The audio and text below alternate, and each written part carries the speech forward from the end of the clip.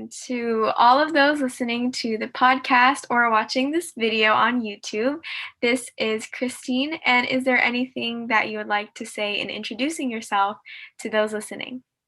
Thank you so much, Rachel, for having me. And we connected online. I'm so glad that we did. And you're such a beautiful spirit. And I think we just connected instantly, having aligned vision and interests, and particularly in the area of faith and holistic well-being. So important to take care of our mind, our bodies. And so that's what embodies what I do.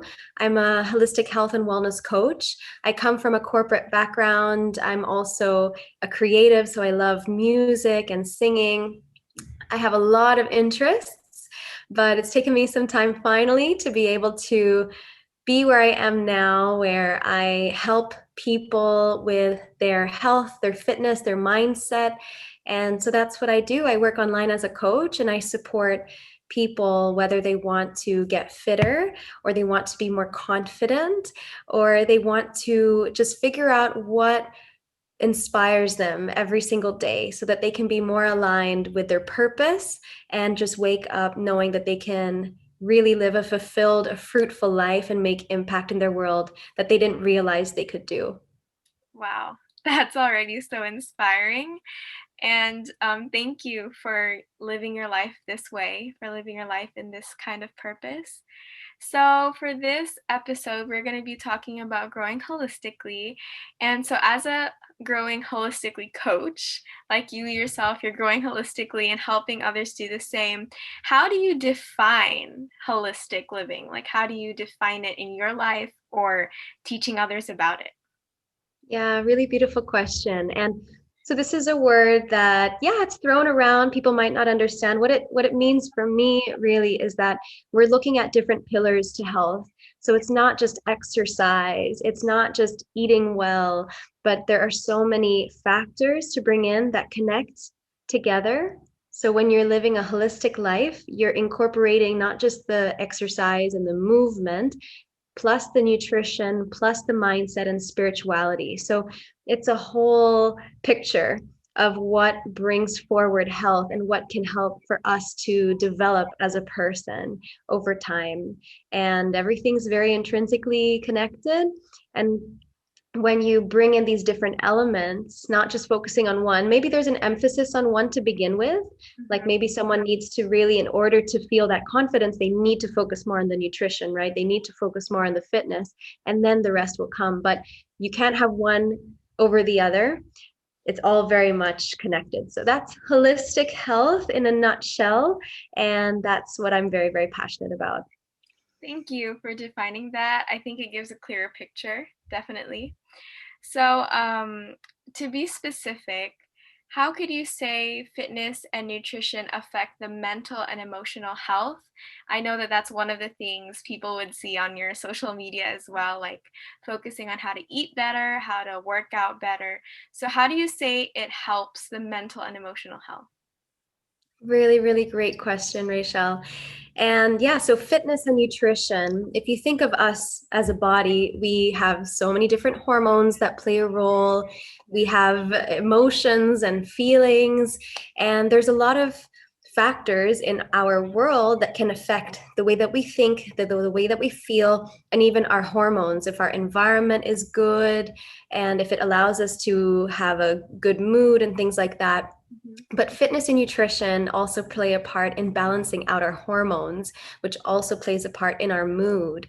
So when you eat well, your gut is healthy. Generally, you have more energy, you have more motivation to do things, you might exercise, and then that flows on to having endorphins, the happy hormone, releasing oxytocin. So all of these things play a part just from eating well and moving every single day. And yes, it'll take a bit of that mindset first to make a switch and say, I need to get off my butt and I need to do something, or I'm going to reach for the orange over the chocolate today. But then truly you feel that mood lifted, your body thanks you for it, and overall it affects your mood and how you conduct yourself day to day. So definitely fitness and nutrition play that role when it comes to our mind, caring ourselves, and carrying out our activities in our day to day. Yeah, that actually reminded me because I know a lot of people, and I think I myself included, sometimes when you feel a bit down, you'd rather eat all the junk food, feeling as if they're your mood snacks, and yet that actually doesn't help as much, right? Like when you feel down, it's better to eat healthy. Exactly. It's so easy to have a bit of a pity party. Like, oh, I'm feeling bad. I'm just gonna have this chocolate, and I've had one piece. I might as well have the entire bar. And so then you just kind of spiral a little bit. Like, of course, we're very, very, we need to feel things. We're human. It's natural for us to go through the ebbs and the flows and the ups and the downs. But then practicing holistic living and practicing self-awareness allows us in these moments to take a step back, to take a big, deep breath, assess our situation, and then make a more inspired decision to take the healthier route and then just add it on from there day by day. Yeah, that's a really good encouragement, and I'm definitely gonna keep working on that myself. So, on the other side, how do you incorporate the spiritual health or your spiritual side to life into affecting your physical, mental, and emotional health? Yeah, very, very beautiful. I love all your questions. They resonate so much with me. And this is really what I believe the world needs to hear more of. And when it comes to, like, I am a spiritual person, I have my faith, and I would not be where I am today if it wasn't for that. And even with my different health endeavors, more than it being like a superficial reason to be healthy, like having great skin so I can be more attractive, or having a great body, so all these things, they're all good things, but for me it's about having the right motivation. And for me, when it comes to spirituality and having a faith and having something to believe in, you have something that you can stand firm upon. You're not just going to waver, and you're not going to have a very fickle reason to why you're doing things. You have something that's greater than yourself. Because when I look at health and fitness, for me to be healthy, it's great for me to take care of my body and be healthy. But by doing that, it means that I can really maximize my abilities, optimize my reach, and make a larger impact to the people that I work with. So that's my greater purpose. It's beyond how I feel and how the fitness and the health affects me and my body, but it's how I'm able to serve others.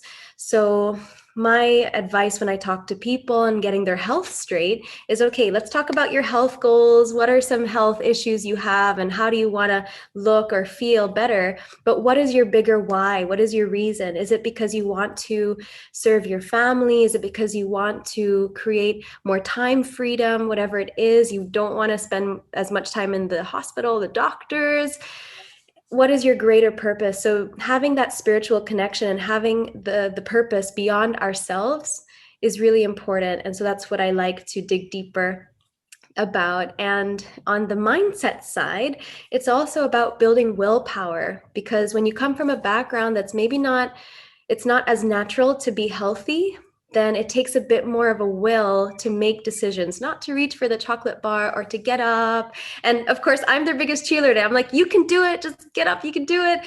But it also takes that willpower, and it's a muscle, and it's mindset, and it's transforming negative thoughts and limiting beliefs into truths about yourself. So instead of thinking, oh, like this person's just amazing, I can't do it, to really throw that out the window and to say, look, what do you love about yourself? What's special about you? And how can you make this happen for you?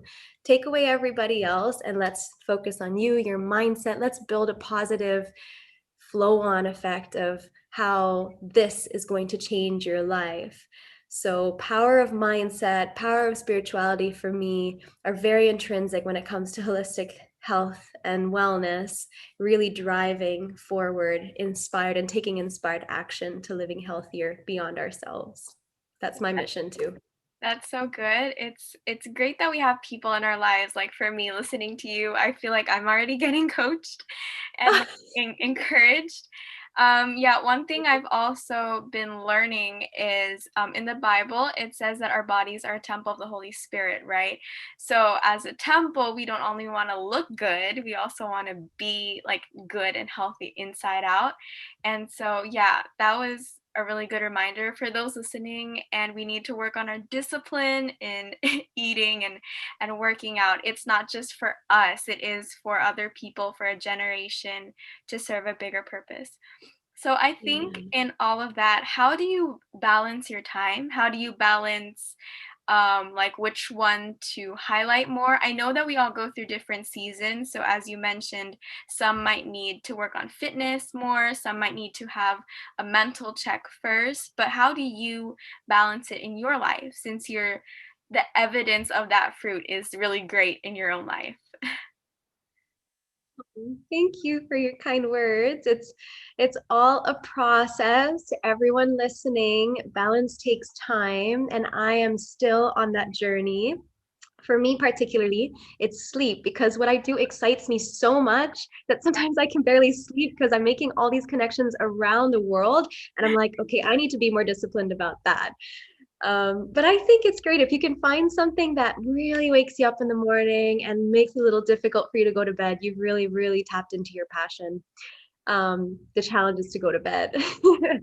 um, but when it comes to balance, for me, I have my non negotiables every day. And then the other things that come into play are things that, of course, build my business, build my reach, content creation, things like that.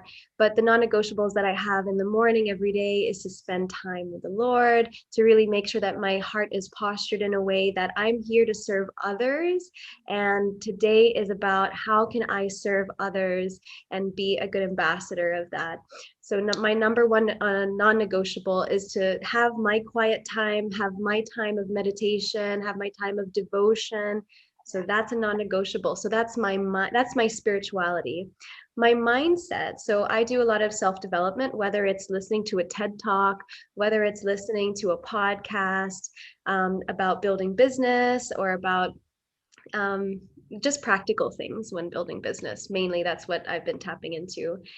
And then movement is another non-negotiable for me. So I need to move every single day because I have all these thoughts running around. I love that when I work out, that's my space for me. Like I can so easily be on my phone because I'm constantly connecting with people and trying to bring value, especially in this time of pandemic. We can't be out and about. So this is my social time, but I need to also step back from that. So when I'm working out, my phone is across the room from me. I'm not seeing the notifications because it's just going to ping and I'm going to want to answer them. So that's my me time. And it's also a time for me to reflect because it's very meditative for me when I work out. All my thoughts and my ideas, I get these like inspirational ideas that well up.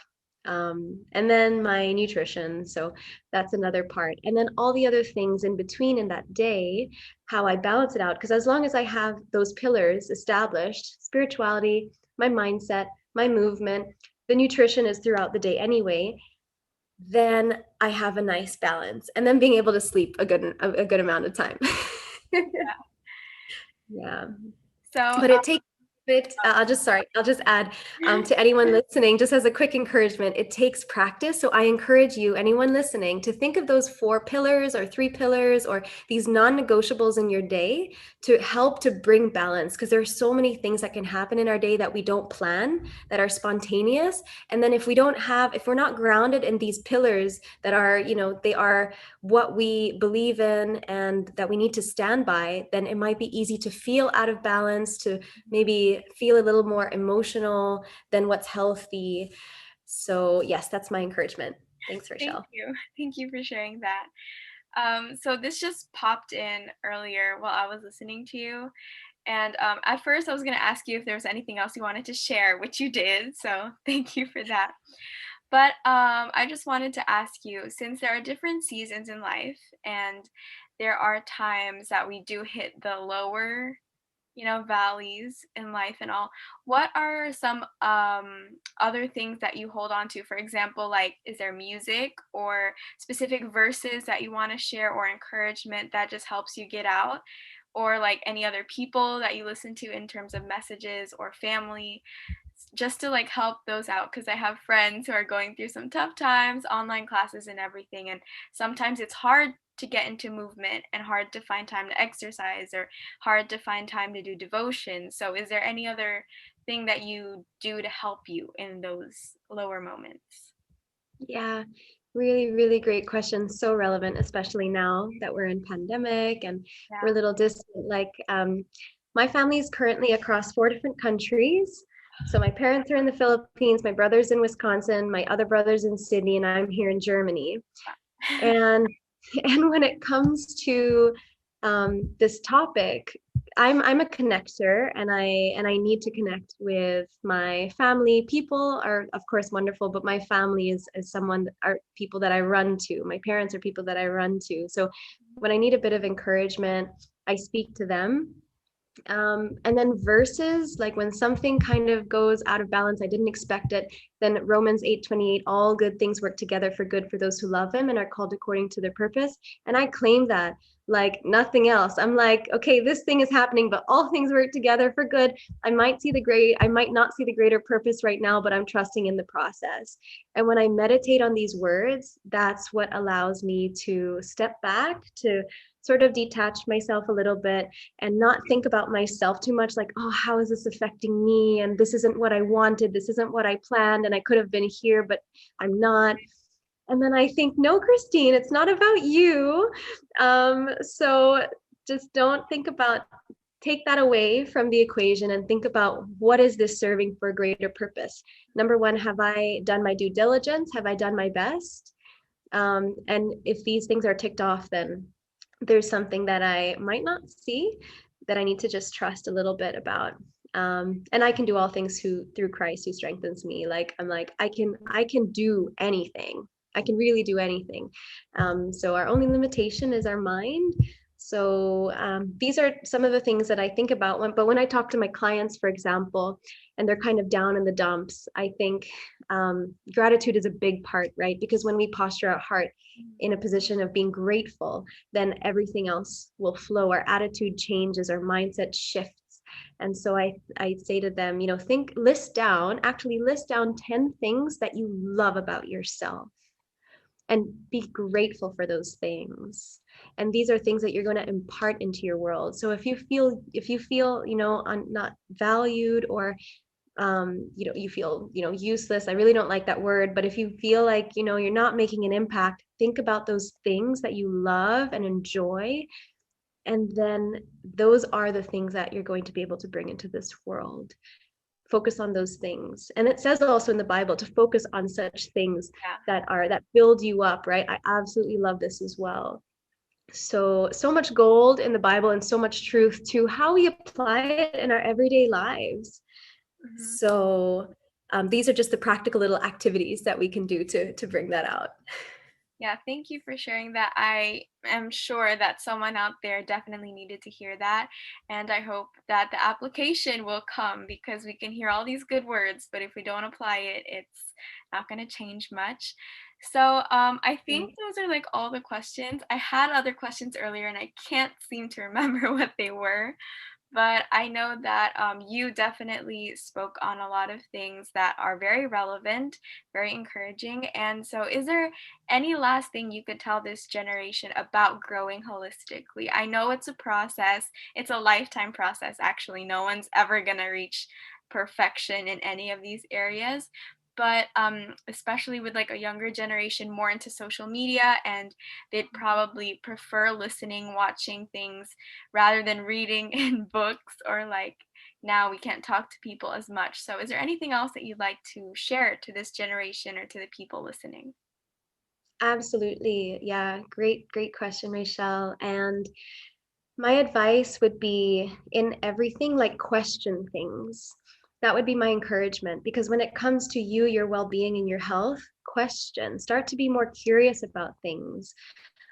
Don't take what people say as the norm, as something that you should do. Just because the masses are doing it, just because everyone's doing it, You don't have to do it. You can question.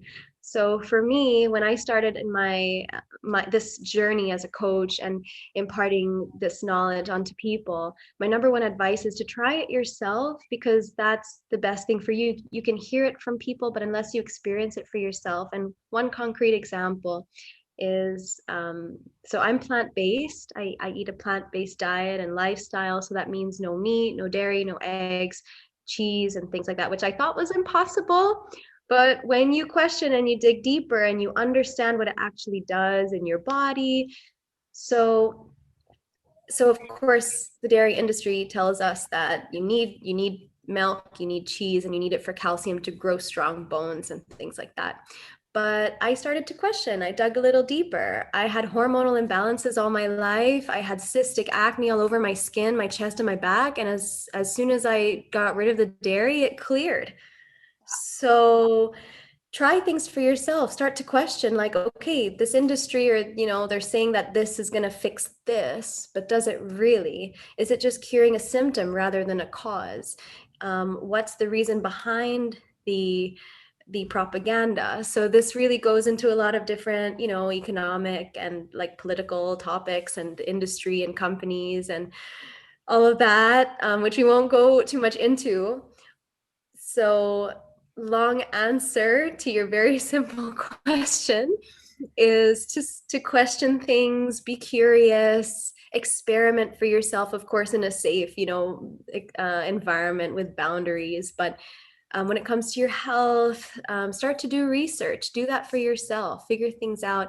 And of course, reach out to people. I'm available. Of course, I love sharing my knowledge and guiding people through, especially because there is so much information out there. It can be debilitating because you're like, oh, one thing says this and then this and then this. What do I believe? So that's another thing. So reach out to people in your life. I'm here. I might not know you personally, but I know Rachel. I didn't know her 2 weeks ago, but we know each other now and we're building a friendship. So just the same, that's what you have access to. And that's the beauty of having connection online. So I'm always available, but start to question things and start to be a little bit more aware of your body. We don't need to feel tired after eating. We don't need to feel tired after sleeping. It's funny because you sleep and then you wake up and you're tired, but sleeping should be energizing you. Food should be fueling you. So these are just a few things that, when you're feeling this, they don't need to be normal, and there's actually something greater that you can experience. So I hope that helps. It does. It actually reminded me about how sometimes we don't go down to the root of the problem. We just like to see the pretty things outside or the branches, but there's actually a root to everything. And I think in our generation, as great as Google is, sometimes you might rely on everything we search, like, oh, okay, that's it, or that's the definition of this, or follow this. But what you said made me think as well to try different things that might help, because one thing I've also learned in terms of our bodies is we're not all the same. So we can't expect the same things. Even drinking 8 glasses of water, I learned through Bethany Hamilton that we all have different capacities. So that's not even the same to everybody. So thank you for that reflective moment. I was also thinking about that while you were talking. And I'm sure that we were all encouraged. I am blessed to be growing a friendship with you as well online. It is a blessing to meet people like you. And I know that everybody must have been encouraged through this podcast. So for now, I think this is it. We'll just end this podcast by saying goodbye. So thank you, Kristine, for being on here. It's such a blessing. And I know there's more in store for you for sure. So yeah. Thank you. Thank you.